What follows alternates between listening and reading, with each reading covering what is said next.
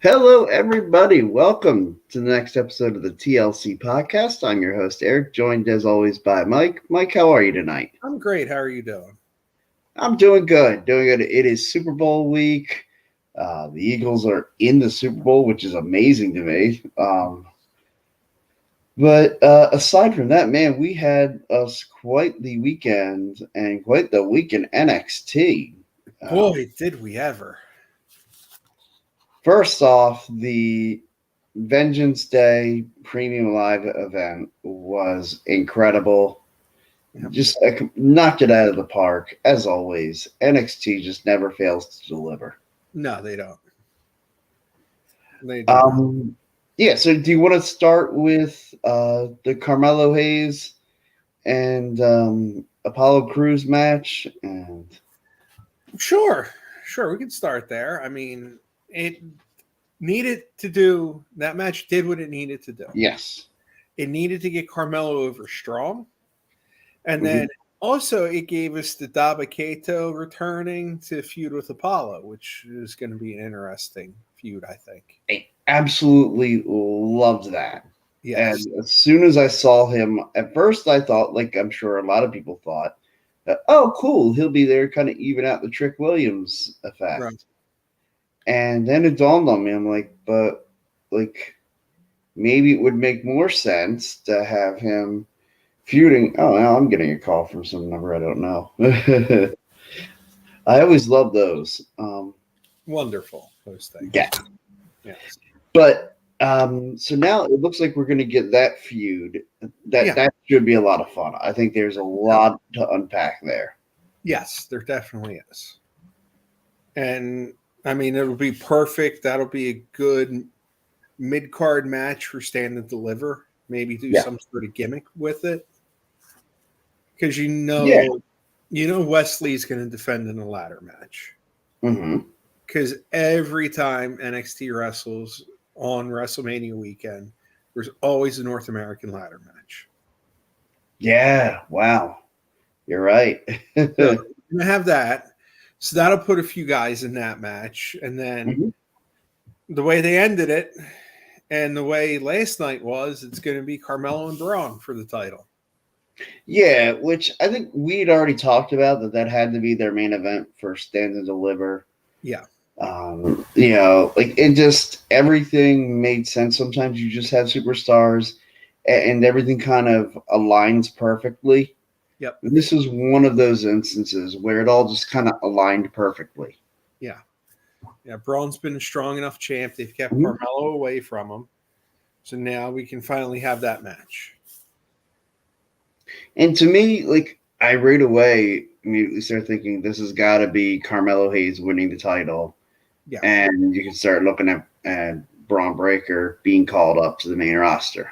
Yep, I think so. Because this screams that traditional, like the Sami Zayn, Kevin Owens, Finn Balor type call-up time. Yeah.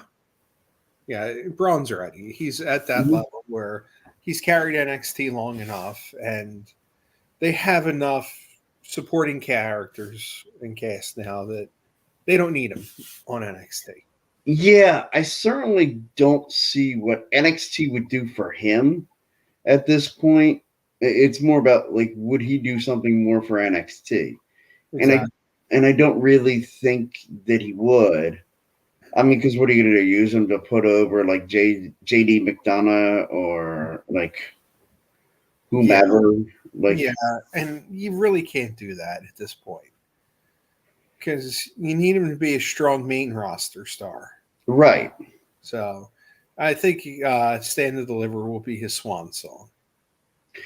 Yeah, I definitely think so. Carmelo Hayes will come out of that, the NXT champion, and probably off camera. Braun Breaker gets a nice warm reception by the crowd, and nice send off to the main roster. Yeah, they'll probably have his dad there. Yeah, it's WrestleMania weekend. Uncle Scott will probably be in attendance too. Hopefully, Uncle Scott can give him some math lessons. Maybe I would have loved it, like a nice triple threat, so we could have had the Scott math lessons. But that would have been great. Yeah, I'd love them. Yeah.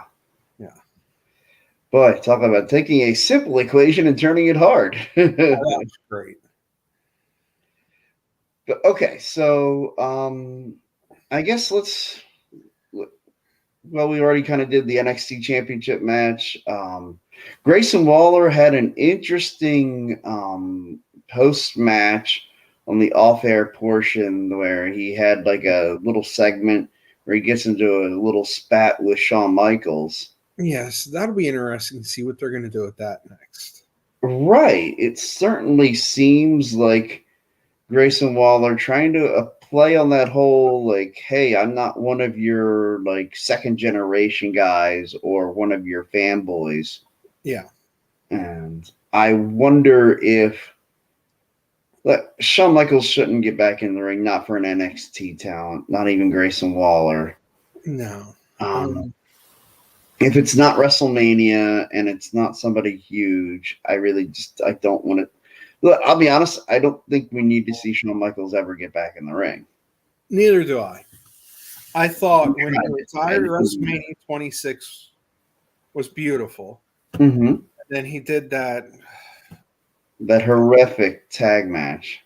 That I try not to remember that, but it happened. Yeah, I even thought about it before we came on tonight. I didn't really want to acknowledge it.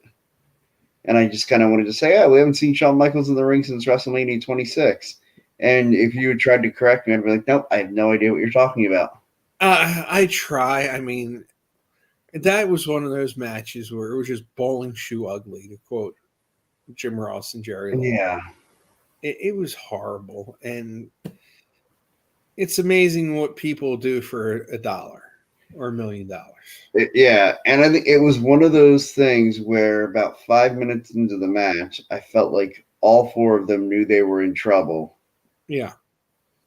And they didn't know how to get out of it. That was just brutal. Was that Triple H? No, yeah, was that Triple H's last match? I'm trying to think. I thought he did a match after that.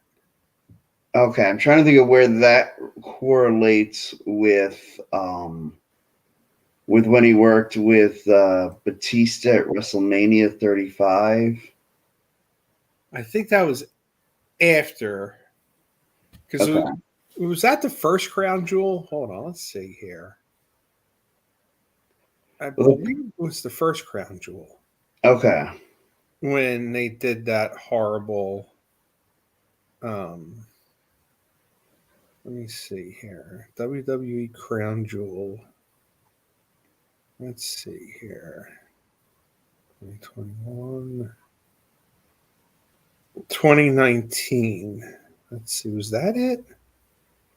Or was it another one?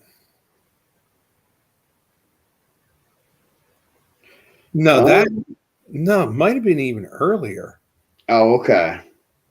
2018 Crown Jewel. Yep, that's the one where the DX. Okay. And Brothers of Destruction. Yeah, I'm going to try to adjust my camera. It's driving me nuts. Sorry, everybody.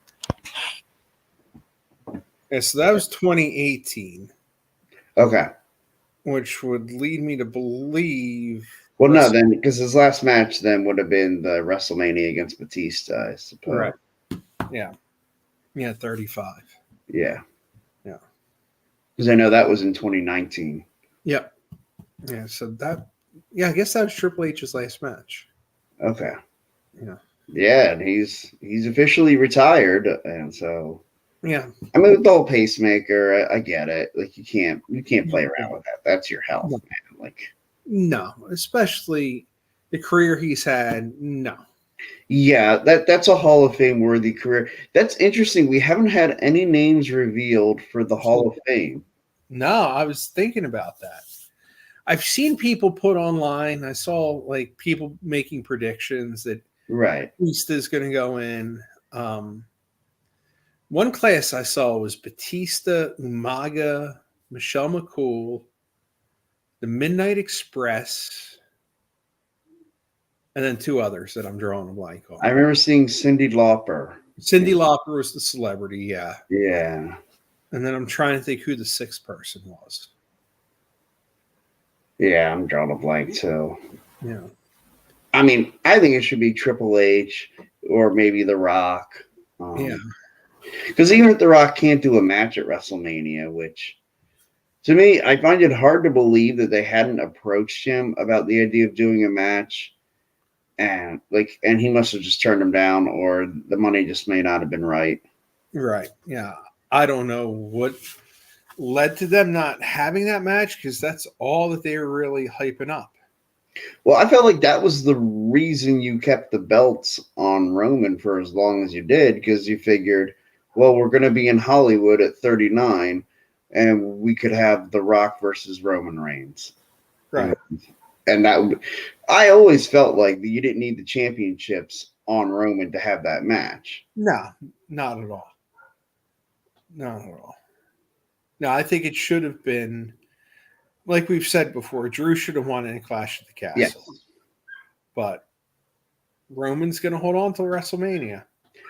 Yeah. And at this point now, it just kind of feels like it's almost a shame he's not going to reach 1,000 days. You've gone this far, you might as well get him to 1,000. Right. But no, this has got to be Cody's moment. Dude, that promo on Monday, that really made it. Just like Jesus Christ, like the two best guys of this generation on the mic. Yeah. Like, and Cody got Heyman good, and Heyman was crying legitimately on camera. Yeah. It was fantastic. And it's amazing how they do splices of reality along with the build up for the match. Like, you could tell that, like, there was the element of them both, their respect for each other. I'm wondering, we were having issues pre-show. I wonder if you were freezing up a little bit there. Okay. Yeah. But like what I was saying was the elements of realism in the promos. That's what makes it. Oh, it does. And the passion. And it was just the way they were saying, let's pull the curtain back and just put the realness into it, and how Paul gave Dusty a chance in ECW, and really was just phenomenal. And Paul did that for a number of guys. He really did. That for Steve Austin, like that's one of the more well-known ones. Steve was injured and couldn't really perform in ring. So, hey, just cut some promos, talk about how you're feeling. Right. And look at what happened. Right.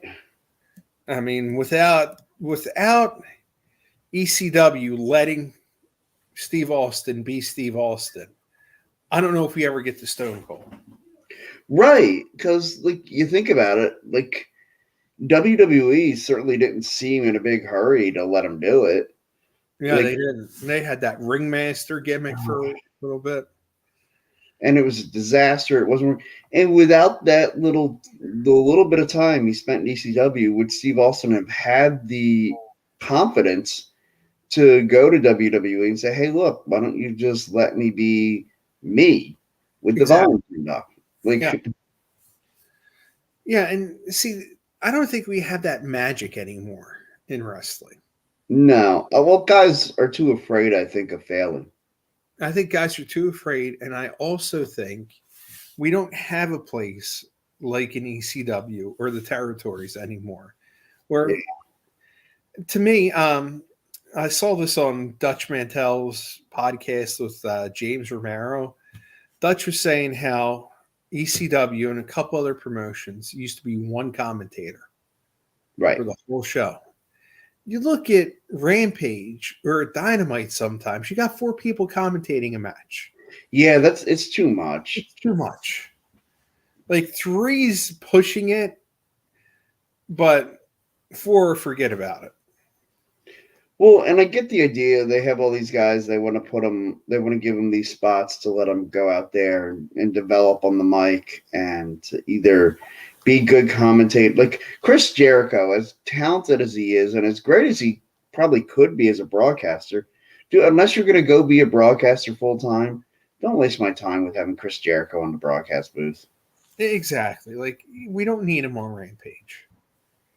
No. Like, you'd be perfectly fine having Jim Ross and Taz on Rampage.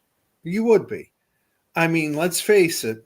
He's older, but he's still the greatest commentator of all time. Absolutely. I mean, yeah, he's made a couple slip-ups here and there, but... Oh, yeah. I mean, who hasn't? Who has But, it? like, He's still better than Excalibur. Sure. And if you want to let Excalibur look because he's younger, you can have him and Tony Schiavone. And if you need a third person because you're just trying to basically develop Excalibur as the go-to play-by-play guy, like have Tony Schiavone go off and do interviews every now and then, but still be available to be that third commentator. Yep. And who else were we talking about? Like, yeah, Taz. You could have Taz do that role, or you could have the Big Show, Paul White, be on there. Yeah, because he's just doing dark. One guy who I don't know why AEW signed is Mark Henry. Yeah, what is it you'd say you do here, Mark? Like, all he does, because I thought he was going to be a commentator for Friday nights. Right. All he does is, it's time for the main event. Which, look, am I the only one that never cared about that gimmick? I think I didn't care about that either. Like the whole time, like that became his trademark thing. Like there's been enough talk. It's time for like the first time he said it, I'm like, oh, this is dumb. The second time he said it, I'm like, we're really doing this again. The third time, I was just like, Christ, I'm not gonna fight it. It's every week. It's inevitable. Yeah. It's time for the main event. And now at least they stopped doing the backstage segment where like the interviews with the guys and it like because basically all that was just a build up to Mark Henry being able to say that at the end. Yeah. And don't force a backstage segment just so you can get one line in. Right. It's like you pay him all this money, use him for dark or dark elevation. I mean, right. I barely watch those shows. I think it's too much. Yes. I think AEW has too much programming now, especially when you look at it, it's Dynamite, Rampage, Dark Elevation, Ring of Honor. They're starting that back. And it's getting to be ridiculous. Oh, so Ring of Honor is coming back? The Honor Club, you could sign up for it again. They are putting it online again. Okay. Honor Club, the one reason why I signed up for it is you get all the pay-per-views. All the pay-per-views. Yeah. The current ones, I think they said after 60 or 90 days, then they'll drop them. So. Okay. Well, then I'll wait for the 60 or 90 days and I'll watch them there. That's how I feel. Yeah.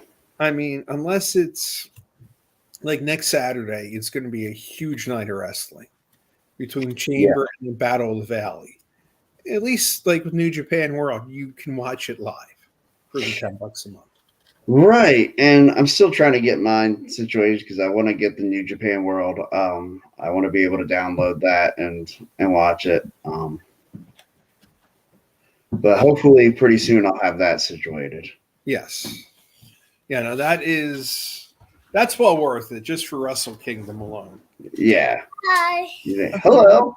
Honey. Yeah, so New Japan World's definitely worth it. And then you get Strong as well every week. Yeah, I would love to watch that. Hey, buddy, how's it going, Sean? Good. How about you? I'm good. You excited for the Super Bowl this Sunday? Yeah. Yeah. Nice. You think the Eagles are going to win it? Yes. Yes. They better win it. They better win it. Yes, I'm with you. Yes. In case you couldn't tell with the hat and the jersey. With the hat and the jersey. Yeah. I like your hat. Now Sunday, my wife will try to steal my Eagle shirt. Oh, guess what? What? Probably gave it 2 hour delay for Monday after the Super Bowl. Oh, there you go. She gets a 2-hour delay on Monday. Nice. My wife's school's off on Monday. Oh, nice. Which school is that? Well, I'm in the heart. St. Athanasius. It's a Catholic school. Okay. Yeah, up in Bucks County. Yeah.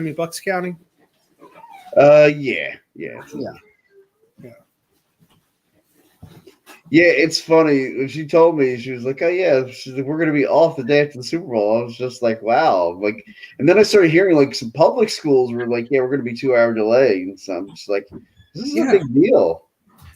I'm surprised my kid's district hasn't called a 2 hour yet. Yeah, Everyone else kind of has. So, but like I was talking to my mom today. hmm I know it's football, not wrestling. She goes, "The kids haven't had a snow day. Let them celebrate about something." yeah, So, We don't do virtual. We do virtual days now. right. So, yeah. Right. That's yeah. My wife, they do virtual days too when it snows now. yeah.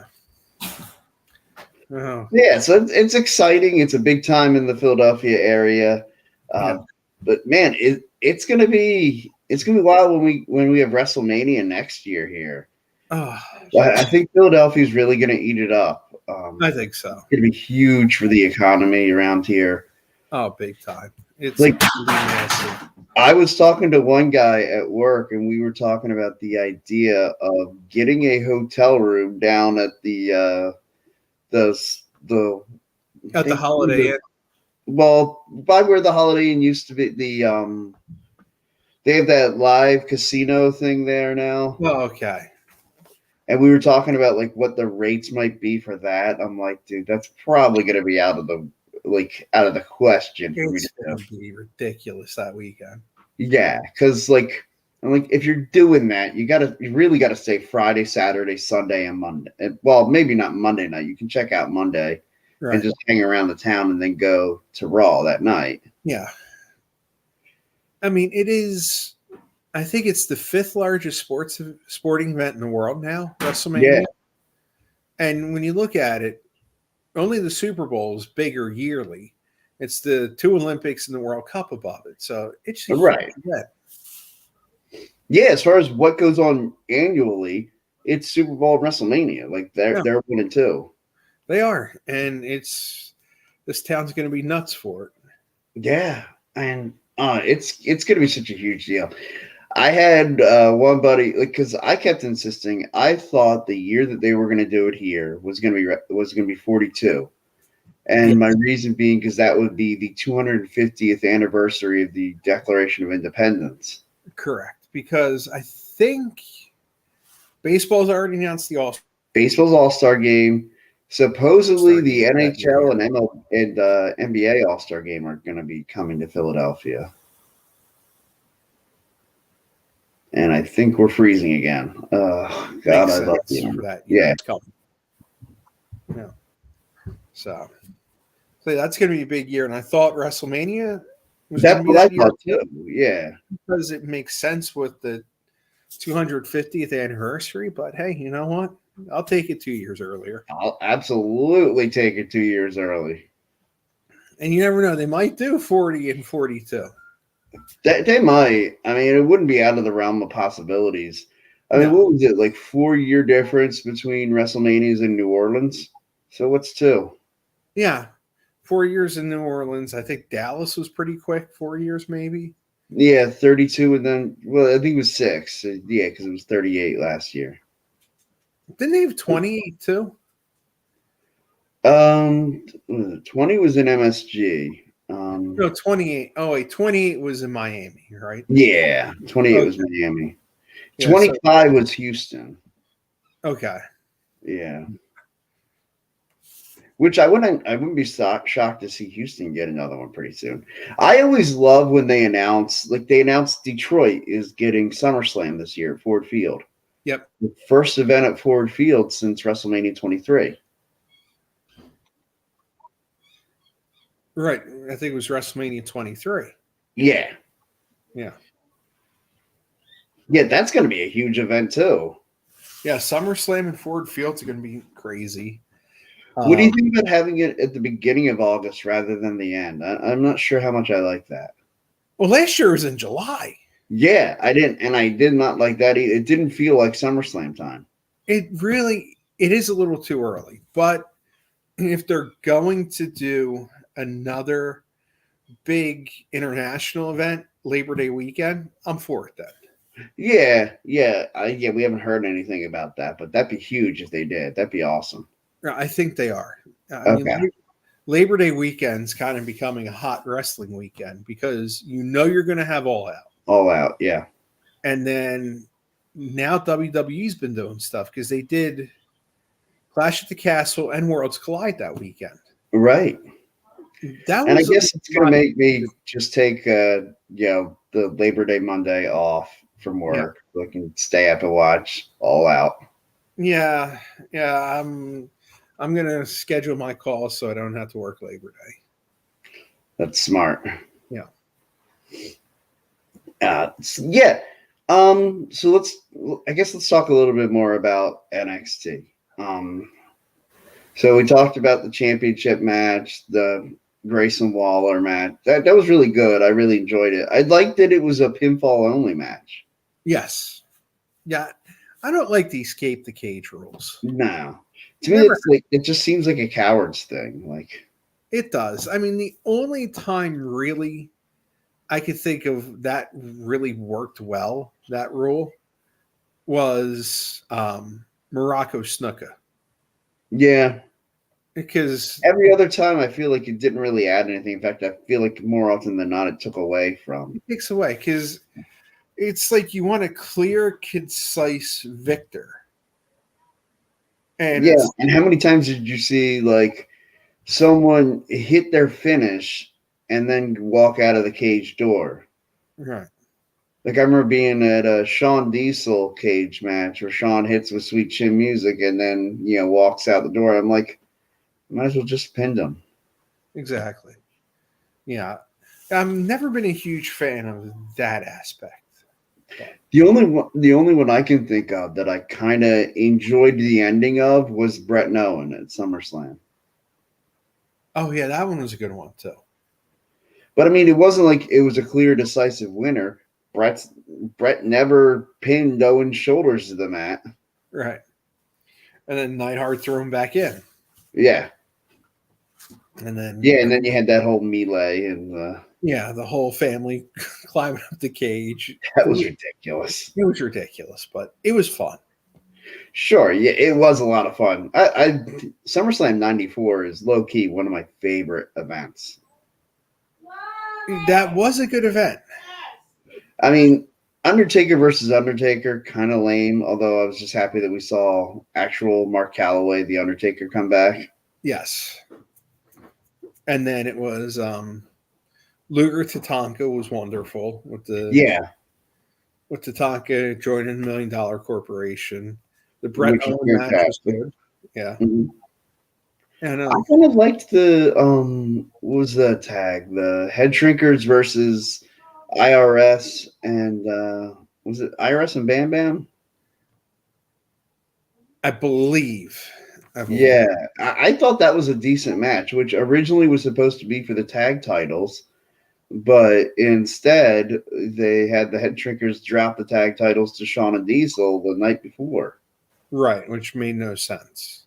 And especially considering then you were going to have Shawn and Diesel like split and then put the tag belts in a tournament. Yeah. To me, I'd have just kept them on the Head Shrinkers.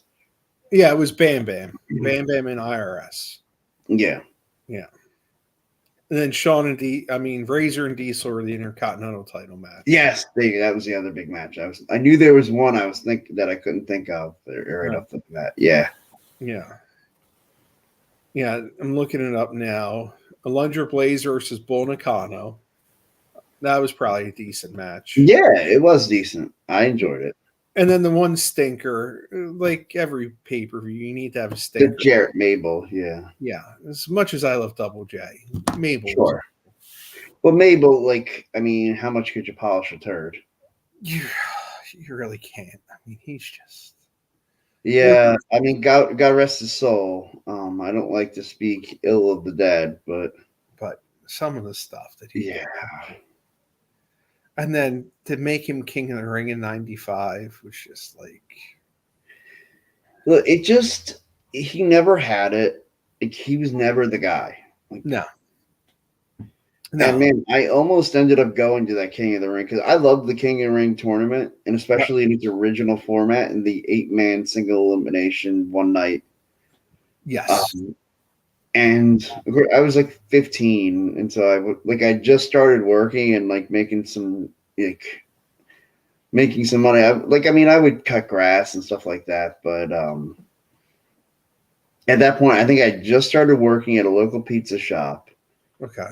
And so I wanted to try and save enough money, but of course, none of my friends from high school, they couldn't get the money to try and get tickets or anything. And we'd have to get one of our parents to drive us. Yeah. And I think I'm trying to remember something. It might have been Father's Day that year too. I feel like there was something else. Because my dad and I were thinking about going, but then something was happening that day. Yeah, I remember I recorded it and then went back and watched it later. Yeah. Yeah, something else was going on that day. And I think summer had just started, so yeah, I wasn't in school the next day, so I was able to watch it the next day. Yeah, it must have been Father's Day. Yeah, because it was a Sunday in June. That's the only thing I can really think of that would have prevented us from going. Yeah, I know we were doing something else. I think it must have been some Father's Day activity. Yeah. Yeah. And thank God I didn't go to that one. That was, I thought about that afterwards. I thought, man, and to think I was trying to I was trying to sell people, and hey, let's go there. Let's King of the Ring. Let's go down to the Spectrum and watch the King of the Ring. That was horrible. Boy. It probably saved high school friendships, that they weren't able to go. Yeah, it wasn't like 93 or 94 where the tournament was. Yeah, that was the other thing, man. What a drop off after how awesome 93 and 94 were. I kept thinking, I remember right after 94 is King of the Ring, I thought, man, I can't wait to see what they do next year. Wonder what Hart brother they'll have win next. Right. I was thinking, some big star on like Razor or somebody. Right. It's Mabel. Mm-hmm. Ugh, Mabel. But I mean, that whole year, both WCW and WWE they were awful. Were completely awful. That new show, This Is Awesome. Yeah.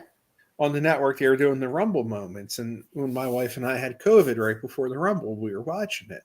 Mm-hmm. And we talked about Shawn winning it from number 1 in 95. And I turned there and I said, that was like the worst year of pro wrestling ever. Yeah. I said, both companies just stunk that year. And all the major shows were not good. Well, and it was the perfect time for the rise of ECW. Really, it was. Because both companies were in the shitter. And they needed somebody to step up. And it was Paul Heyman and it was ECW. Yeah. Yeah, they debut Public Enemy, I think it was. I forget when that debut was. Public Enemy was early. I want to say it was like January or February of 95. I thought they were 93, 94. No, maybe you're right. Maybe you're right. Because I remember watching a show with Todd Gordon talking about the history of ECW, 92, 93, and I think the Public Enemy were in there by then. Because he was saying they were part of his Philly crew. Yeah. It was Gordon the Sandman, JT Smith, both the Public Enemy. So, and then when Paul Heyman came in, it made it more of he split the house almost. Yeah, into a split between New York and Philadelphia. Yeah. Which I always loved that dichotomy too, of the whole, in New York, you got the Philly sucks chants, and in Philly, you got a louder New York sucks chants. Yeah. Because I always used to like to say, man, when people started to chant that, and they chanted it at random times, they'd be like, guys, when you're number 1, you don't need to acknowledge number 2. Exactly. And we always had to acknowledge New York because, spoiler alert, even though I love Philly, I love being from Philly, I would never want to be from anywhere else. We were number 2 then. Yeah. I don't know that we are anymore because, I don't think anybody really cares about being from New York or really even from Philadelphia. if you make it, like you can make it from anywhere now. Like it's not like you have to move to New York to get with some popular label. Like you can just stream everything, and everybody can. If you've got it, people will see it. So it doesn't matter if you're from New York or if you're living in New York or Philadelphia. With this virtual world, it doesn't matter if you're in Omaha for crying. Right? Yeah. You could be a star wherever. I mean, Sean and Nikki watch these YouTubers, and they have these like mansions that they go to Texas. Yeah. Because land's a lot cheaper, and they buy the mansion there. Yeah, and there's no state income tax, and like, yeah which blows my mind, but everyone's different. Oh yeah. I mean, and like, you know, I've thought about like, hey, like, where would I move to? Like, you know, a fun game we always like to say, like, hey, if you're told you got this $1 billion, the only thing is you can't live in the Philadelphia area. You can't be like, say, within reasonable driving distance, because it'd be at least like, I don't know, 3 hours away. Oh, that's a good question. Right? Yeah. So like long enough to where like, okay, like you can't just be like, oh yeah, I'm not living in Philadelphia anymore. I'm living in Pottstown. Like, screw you, buddy. You know what I mean? Like, right. Yeah. Like originally when you were saying that, I was thinking Lancaster, but it had to be a little bit further than that. Right. Like something like a more like where it's not reasonable to say, I'm going to pop into Philadelphia for the day. Right. I'd probably go somewhere in the South. I think I would too. Well, now, I mean, a lot of my family is from the Eastern Shore of Maryland. Okay.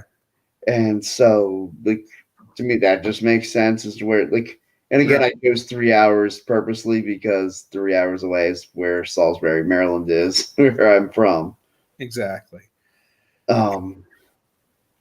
So that would be a thought. But, like, I feel like that would be cheating. Like, it's the idea of the question is supposed to be for you to find an original area somewhere you haven't spent a long period of time in. And I know we're kind of going off the rails here because a little bit, but it's our show, we can do that. Right.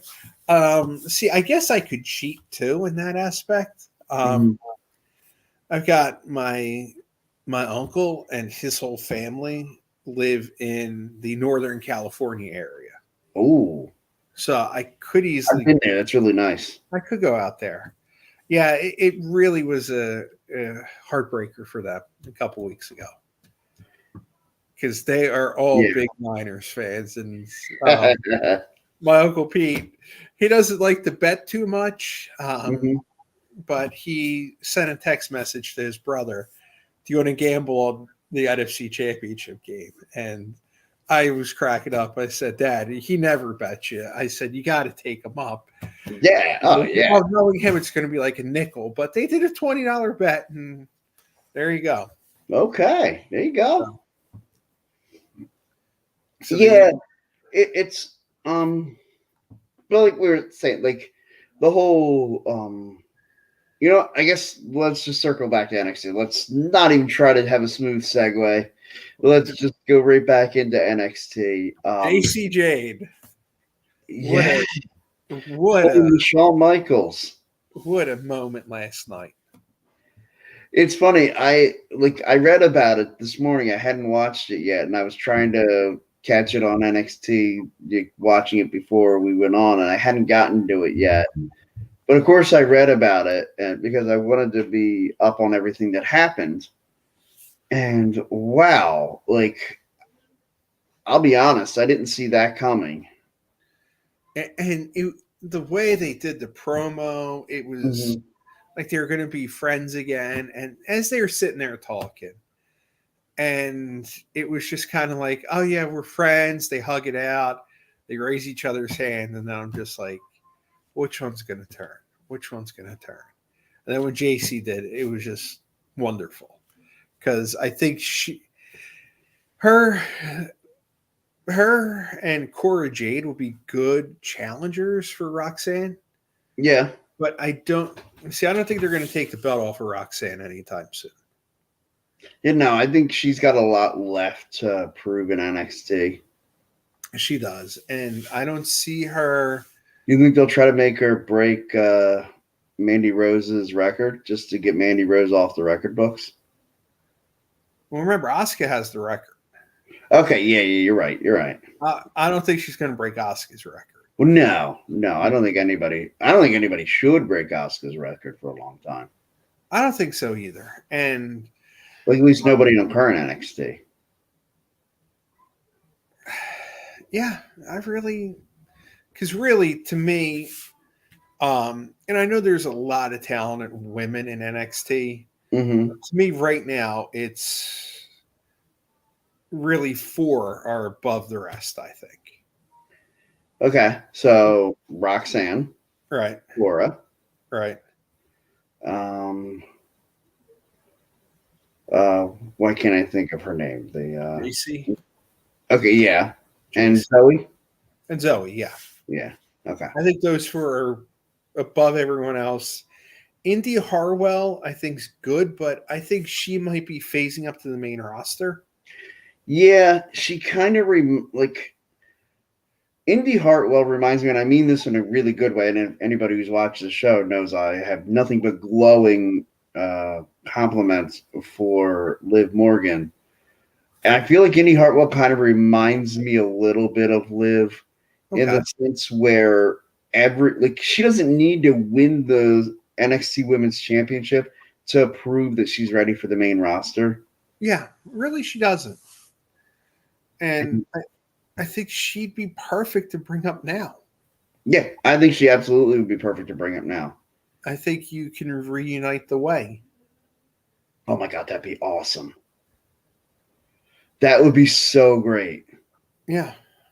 And you know when they could do it? Elimination Chamber. Yeah. Have Gargano get pinned in like kind of a fluky way. And then at the end, and maybe him be like one of the last 3. Right. And then he turns on maybe Seth Rollins. Like he nails Seth Rollins with a super kick after getting pinned. Right. And then Theory. And Theory wins, retains the U.S. title. All right. But then do you make the way 4 or 5 people? Well, so you have Loomis. Because I got Loomis in too. Yeah. Yeah. So it would be Loomis, Gargano, Theory, LeRae, and Hardwell. Yes. And I think that would be fantastic. Yeah, I do too. And you could even set up, I would love to then see, well, you've already kind of got Seth Rollins on the collision course with Logan Paul. Because I would have loved to have seen Seth Rollins and Johnny Gargano at WrestleMania, but yeah, you could always set that up for WrestleMania Backlash. You could.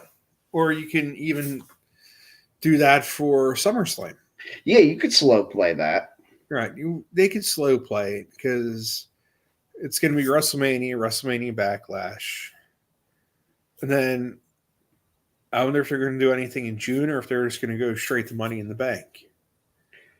If they're going to if SummerSlam is the beginning of August, I would imagine beginning of July will have to be Money in the Bank. So I would say they're probably not doing anything in June. Right. I was wondering one of those international shows. Right. Because Hell in the Cell, but are they going to do that or are they scraping the gimmicks? It sounds like they're scraping the gimmicks, of course, aside from the big 4, like right. the Survivor Series and Royal Rumble that have gimmicks. Right. And I've always kind of been an advocate of that. I didn't think you needed to have, I've always said, you don't need to push a match into a Hell in a Cell. Let it happen organically. Exactly. I mean, I think when you have an event, Hell in the Cell, and you're going to push a match into it, it doesn't have the same luster. Even like the Seth Rollins, when they had the rubber match in Hell in a Cell in Saudi Arabia, that I think had more, because it was organic, it had more of a, you wanted to see it more instead of saying, oh, it's June, we're going to have Hell in the Cell again. Right. And I love the idea of not having, well, I mean, if you're going to have one, I guess Elimination Chamber is an all right one to keep. Yeah. Because it's so much now entrenched as part of the road to WrestleMania. Mm-hmm. But I still I wouldn't mind them having an Elimination Chamber match at a June or July pay-per-view. Yeah, neither would I. And the other thing, I know it's kind of getting off topic, but I don't know if you heard the rumor. We might have the Intercontinental title highlight one of the WrestleMania nights. Oh, that would be so good. I saw a couple of reports and all, but that might be the match of the year, triple threat match. Oh, if they had say Gunther defend against Drew McIntyre and Sheamus. That's what they're leaning towards. Oh, that would be awesome. And why not have it highlight night one? I'm with it. Let's go. And let those three go, because especially after the Rumble, they really... It would be Katie by the door. Man, that would be anything not nailed down they would use. It would be fantastic. Right. Triple threat rules, no DQ. Yeah, no DQ. Let the three of them go. Oh, man, that would be so awesome. Yeah, I think if they do it, that's going to be huge. Yeah, I agree with you. I think that would make for a fantastic night one main event. Yeah. And then, of course, you close WrestleMania with Cody and Roman. Right. And I think that's going to be awesome, too. Yeah. I do like what they did with Roman and Sammy. Yes. I feel like that was actually done darn near perfectly. Yeah. I mean, you really can't get any better than that.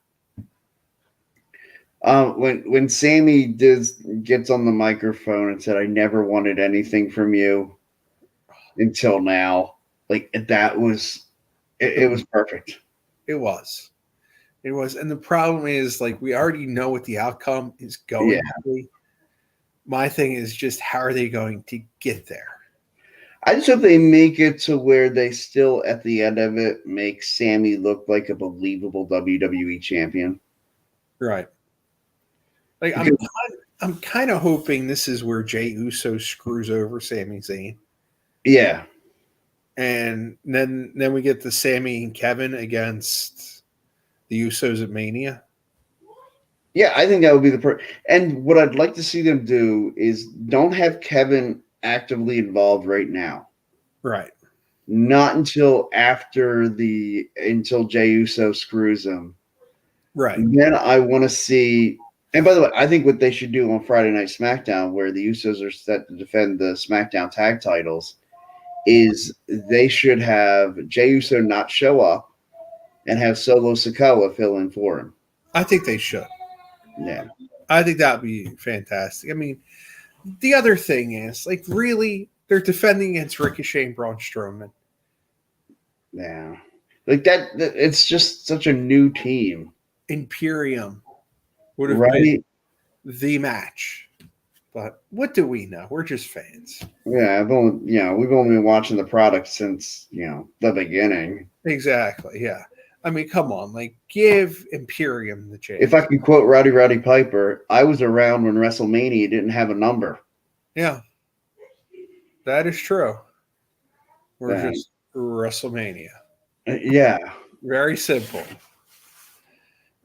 And then I love how this one post on Facebook's going through 29 great things of WrestleMania 1.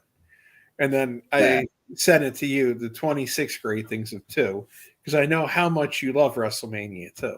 Yeah, I haven't gotten a chance to read that. I did actually see that one.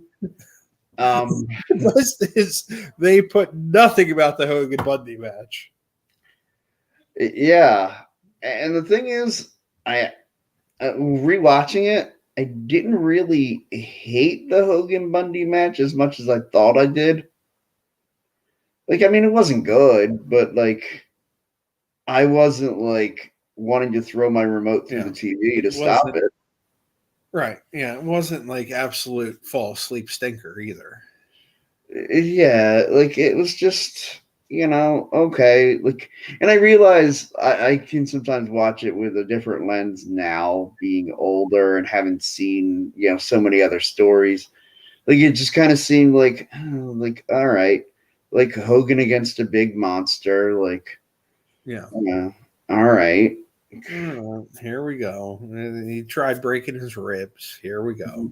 Oh, you sent him to the hospital. He broke his rib. Like, how is he ever going to recover? It's Hulk Hogan. It's magic. That's right. It's the magic of Hulkamania, baby. It is. And look, I understand that, like, again, I'm not 6 years old anymore. Mm-mm. It's, it's been a minute since then. Right. And so, like, it's easy now, having seen this storyline played out so many times, to now look at, like, one of the first examples and be like, oh, this is dumb. I've seen this a billion times. Yeah, you saw it a billion times because it worked this time. Right, exactly. And when you look, it's just like history. Wrestling repeats itself. Sure.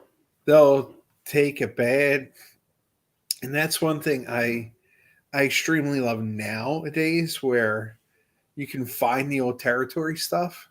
Yeah. Like Memphis will do one thing, and then one of the talent will say, "Oh yeah, it worked in Memphis. Now I'm down here in Continental. Let's do it here." Because no one saw it. And then you got over here, world class. Right. Yeah. I mean, one of the really, when you look at the longevity of the feud, Midnight Express, Rock and Roll Express. Yeah. They started in Memphis, took it to Mid-South, took it to Crockett, and it just continued and continued. And then even Smoky Mountain and even Smoky Mountain, because even though it wasn't Midnight, it's only bodies, but it was still in the beginning Stan Lane and Tom Pritchard. So with Jim Cornette. Right. Yeah. Which I like that it looked like the Midnight Express, like you said in that one mock Hall of Fame thing, would be going into the Hall of Fame. Would absolutely love to see them in the Hall of Fame. A team that I'm surprised is not in the Hall of Fame. They worked exclusively in WWE. And now maybe it's just because they were a knockoff of another tag team that was better. The Demolition. I think it's got a lot to do with that concussion lawsuit. Yeah. I think that's got a lot to do with it, because they held those titles longer than anybody up until the New Day. And then the New Day had to knock them off when that concussion lawsuit was getting bigger and more gas was poured on the fire. Right. Demolition is an absolute stunning, shocking omission to the Hall of Fame for me. One thing, I don't know, did you see the top 50 tag teams in the history of WWE when they were doing the New Day was number one? Now, granted, I know they didn't want to qualify like Arn and Tully because they were mostly a NWA team. Sure. Rock and roll. One thing that really got me in that whole entire list that made no sense was your top babyface team in the mid-'80s wasn't in your top 50. Yeah. Killer Bees. Oh, geez. Yeah. If you look back at that show, the Killer Bees, arguably the best team not to hold the WWF tag team titles. Yeah. We're not in, but they put the Bushwhackers in the top 50. I mean, to me, like, as far as the best teams to not win the tag team title, well, never officially win the tag team titles. Yeah. The Rockers would be in that list as well. The Killer Bees. Those are two of the greatest tag. Like, to me, the Bushwhackers. Like, I understand, like, they came along. I was a little bit old to be into the Bushwhackers when they came along. Right. Like, I always thought they were dumb. See, I was very tainted because I remember them. I shouldn't have seen a lot of their matches at that age, but I saw it was the Sheep Herders.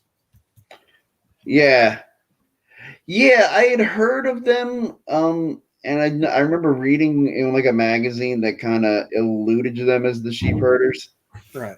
I hadn't seen a lot of their stuff. I've seen it now, and like I do think that I would have probably been a bigger fan of it. Well, no, I think I probably would have still hated the gimmick because I'd been like, no, these guys are legit badasses. Why are you making them look like freaking cartoon characters? Right. Because my brother and I have a huge difference in age. Mm-hmm. I'm 42. My brother's 57. He's going to be 58 in April. Okay.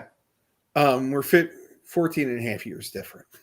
It is like, so he was in college and he went to quite a few different colleges. But like he saw the sheep herders in Mid-South.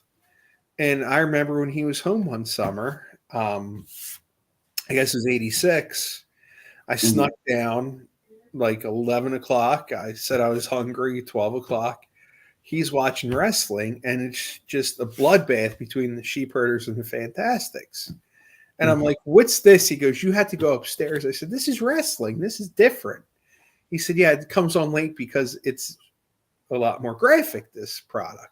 Mm-hmm. And and then they went to Crockett when Crockett bought the UWF. So I remembered him from that too. And I'm just like, and then they bring him in and I go, that's the sheep herders. And they brought him into one of the greatest cartoon gimmicks they ever did. Yeah. And I mean, that really did save Butch and Luke's career.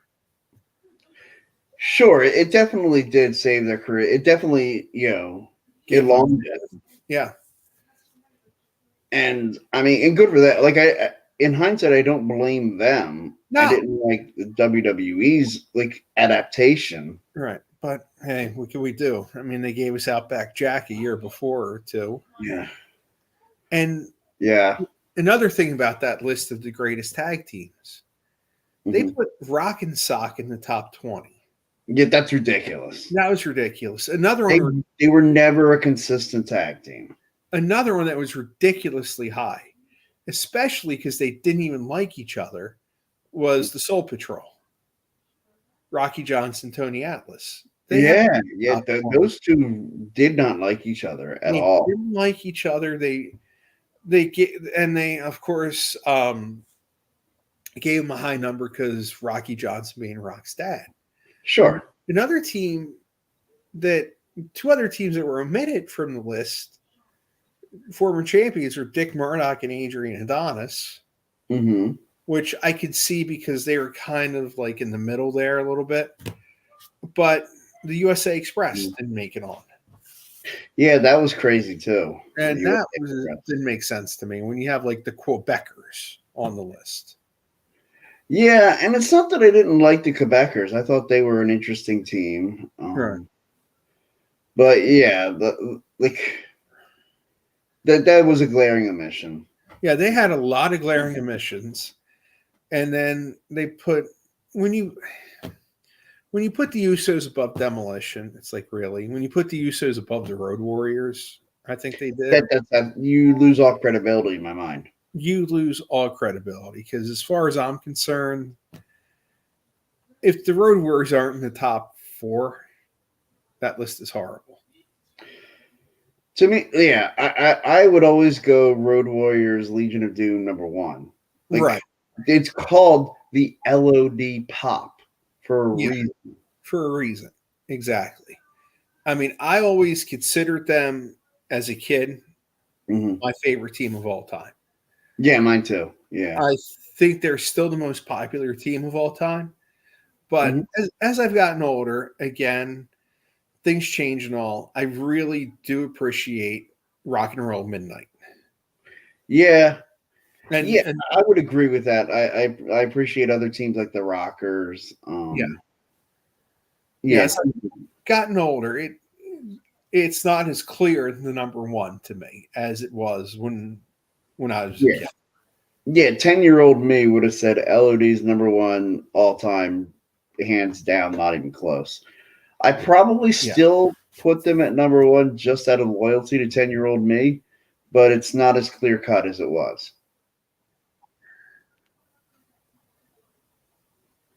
You're there? Yeah, I'm here. All right. Okay, yeah, you froze up again. Yeah, having trouble with the internet tonight, guys. Just absolute. Thank you for bearing with us here. It's been interesting. Yeah, but to me, like WWE spins their topics, and it's always the Hardys, Edge and Christian, the Dudleys. Like they always put them up high. Yeah, and it's funny, even when they did like the factions, and they have the Brood as like number 2 or 3 of the greatest factions. I'm like, are you kidding me? They weren't that great as a faction. They weren't just a faction together that low. Like, I mean, they had the run before they joined the Ministry of Darkness, and a little bit of a run after they got kicked out. Right, but they weren't that big of a faction. No. I mean, Yeah, I never really thought that they were that special. Like, I mean, the entrance was cool. Right. The bloodbath idea, that was pretty cool. That was cool.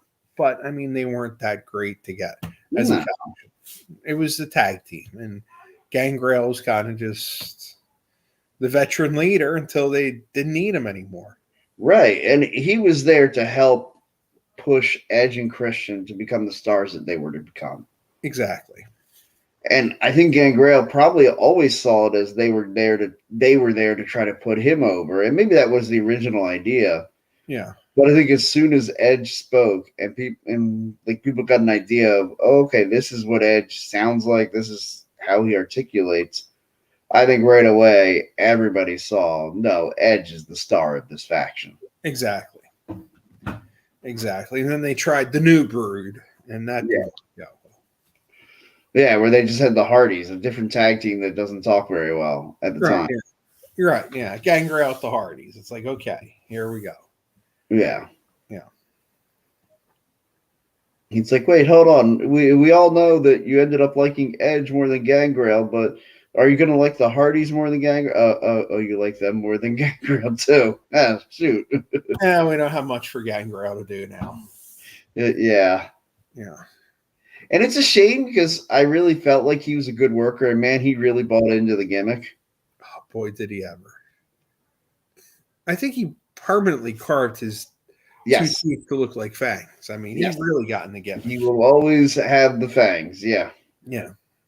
He's like the warrior. He really got into the gimmick. Oh, yeah. Yeah. Well, and then he married Luna Vachon in like this Halloween wedding that was weird. Yeah, those two just weren't good for each other. That was another one that if you watch the Dark Side of Wrestling, man. They talked about that. Yeah. And they announced season 4, they announced the first 3 topics. So oh, nice. What are they? Do you remember? Bam Bam Bigelow. Nice. Abdullah the Butcher. Oh. Mike Awesome. Oh, I can't wait. Yeah. Did they announce when it's going to be? They haven't announced when. But I know also, I don't know what the other shows are, but like I know when Jim Cornette was doing the Jay Briscoe tribute on his podcast, he said, I was just talking to the Dark Side guys like a couple days before this, talking about people we've lost. So there's going to have to be either Mid-South, World Class, or Crockett stuff in there too. Yeah, I would imagine there should be. I really feel like there should be one done about Sunny. Yes, I think so. Like, because she's one of those poor tragic tales. Like, she really is. She was literally on top of she was the most downloaded superstar on AOL. Like back when that was anyone, of any celebrity in '96. Like she was on top of the world, and then tragedy just happens again and again and again. And and I know it really started when her and Sable just didn't get along. Yeah.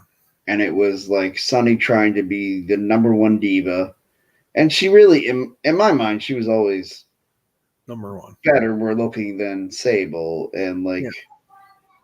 I was more of a Sunny fan than Sable. That's how I was. Yeah. Yeah. The Sable I never really thought much of. Yeah, I thought like, all right, you have a nice rack. I'm sorry, like I don't want to be that crude about it, but like That's pretty much it. Like they would just stick T-shirts on her to sell. yeah, it's like okay, you've got a killer body. That's great. Sunny's got $1 million smile along with the great body. Like Yeah. And Sunny had a better personality on Yes. TV, I thought. Yeah. Now, the one, my brother, I saw a sign one time and I was joking with him. I said, anyone else, this would be a joke, but me. One of the attitude errors, I'll never forget, had a sign, China, will you marry my brother? He loved her. That was That's awesome. yeah. Because I was sitting there like a 16, 17-year-old kid. I was like, anyone else, that's a joke. I said, my brother, that would be serious for. And I remember telling him that. He goes, oh, yeah, that would be serious for me. That's awesome. Yeah. But that's another one. I feel like I know that they did the documentary about China that they were originally trying to make as like a comeback story for her. Yeah. And of course, that went terribly wrong. Yeah. It's very sad that They have aired that on Vice too. Yeah. The whole time. So Yeah, I saw that on Vice. I don't think they're going to dabble into her for Dark Side because that was kind of like their. Yeah, I feel like that's all you need to do. Like, All right. but like, I wouldn't turn it off if they did one. Neither would I. I think one they really need to do is Chris Adams.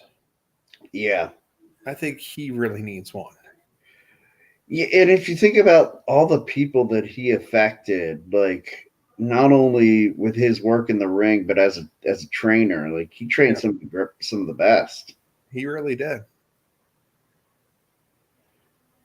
Yeah, I definitely think that's a story that needs to be told as well. Yeah. Yeah, but then again, another problem is so many of, especially world class, Mm-hmm. so many of those guys are gone. I know. I'll never forget David Manning was saying he was walking into an airport. This was a few years ago. Mm-hmm. He said, for some reason, they had world class on in an airport. And he said, I look up, he said, I was the only guy left in the ring who's still alive. It was a tag team match, too. Yeah. It might have been the Von Erichs against Gino and Chris. Who knows? Oh, jeez. Yeah.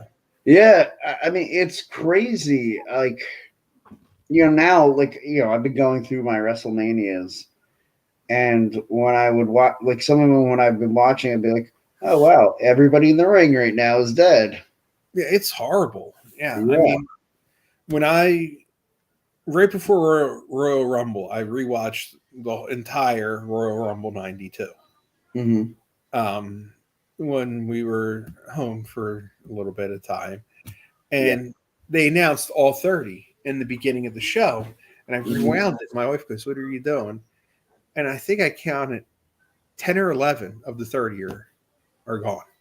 Yeah, it's fun. Like, I was messaging somebody else, like, and we were joking around. I said, dude, if you really want to get messed up one day, I said, put on like 92, 93 era wrestling, and just every time you see somebody who's dead on the screen, take a shot. Oh boy, that would not be good. That wouldn't end well. No, it really wouldn't. It would not. Oh, like, man, I really wish I could think of what segment I was watching where I was just like, holy crap, all of them are dead. Yeah, I know. It's sad. Like, I mean, everybody, including the referee, I knew had died. Wow. And I'm like, Jesus, everybody on there now. Oh, and they had was it Mr. Perfect, Bobby Heenan? No, it wasn't that one. It wasn't that one because Ric Flair's still alive. But Oh, but there were some that I was just like, oh wow, they're all dead. They're all dead. It's horrible. And explaining to my wife, like they put Dino Bravo on the screen, and I'm just like, and I was telling her about what happened with Dino Bravo. Oh wow. Yeah.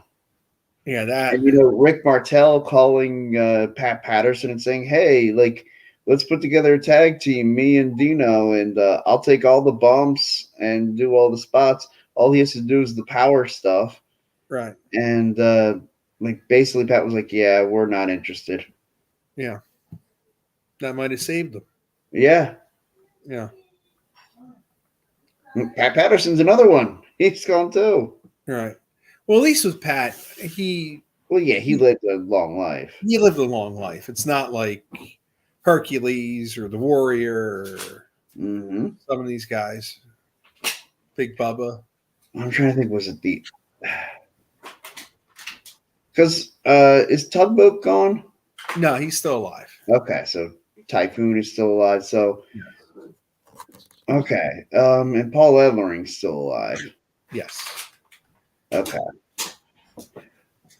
Man, now it's really gonna bug me. I can't think of the segment I was watching where I said that, and it was like 5 or 6 people, and they were all gone. Yeah, I'm sure it'll come back to you. Yeah, it'll be one of those 3 a.m. thoughts. Exactly. Don't worry, I'll keep it to myself. I won't text you at 3 a.m. Oh, you can text me. My phone's on charge usually downstairs. Text me in the morning. Yes. All right. I feel like we've rambled on enough. I think we have. Yeah. One thing we didn't get to yet that I want to just quickly touch on. Bobby Lashley, Brock Lesnar, we're giving it away to Elimination Chamber as opposed to just having it at WrestleMania. I'll take it at Chamber. Yeah, I mean, look, I'll take it whenever I can get it. But right, yeah, I'm one of them. Let's just have it early. Sure. Because I don't know if we're going to really need it at Mania, the way Mania is. Well, yeah. The way that's shaping up, it looks like we'll have a full card without Brock Lesnar and Bobby Lashley. Exactly. So let's go for it. Yeah. All right. That's all the time we've got for tonight, guys. Thanks for watching. Thanks for bearing with us through my internet troubles tonight. Hopefully next week they'll be cleared up. Hopefully. All right. Everybody, have a great night. We'll see you next week, and happy wrestling. And you know what? One time, just for everybody at home, go Birds.